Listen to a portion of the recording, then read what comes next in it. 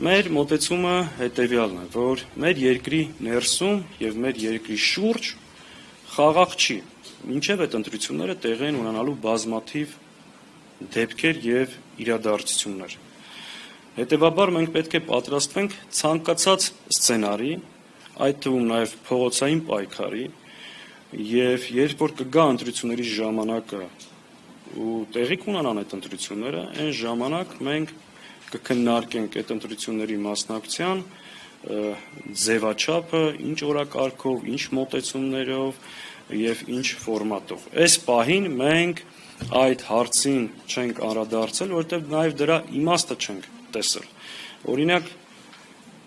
մենք միշտ պնդել ենք ու հիմա էլ կանխատեսում ենք, որ մինչեւ ընտրությունները բազմաթիվ իրադարձություններ են տեղ ունենալու։ Օրինակ, արդյոք սա մինչեւ ընտրությունները չի կնքելու կապիտուլյացիայի պայմանագիրը, որ ինքը ներկայացնում է խաղաղության համաձայնագիր։ Այսինքն, ինչ եմ ուզում ասել, որ մինչև ընտրությունները կա 1 տարի ժամանակ, իսկ մինչև ընտրությունները կա տեղի ունենալու տարբեր իրադարձություններ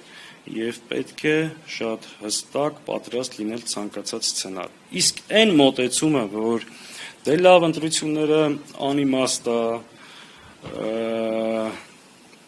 Սենց ձևակերպեմ, կա Հայաստանում մի քաղաքական ուժ, որ ասել այդ ընտրություններին չեմ մասնակցում։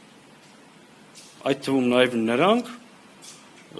ովքեր այդ ընտրություններին դեմ են խոսում։ Իրենք հայտարարել են, որ չեն մասնակցում։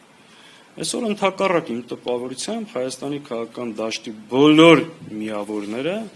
ըստ էության պատրաստվում են այդ ընտրություններին։ Բայց մեր մոտեցումը շարունակում է մնալ հետևյալը. պետք է պատրաստ լինել ցանկացած սցենարի, չպետք է բացառել փողոցային ճանապարհով սրանց հեռացնելը, ընդհակառակը պետք է պատրաստվել առաջին հերթին դրան։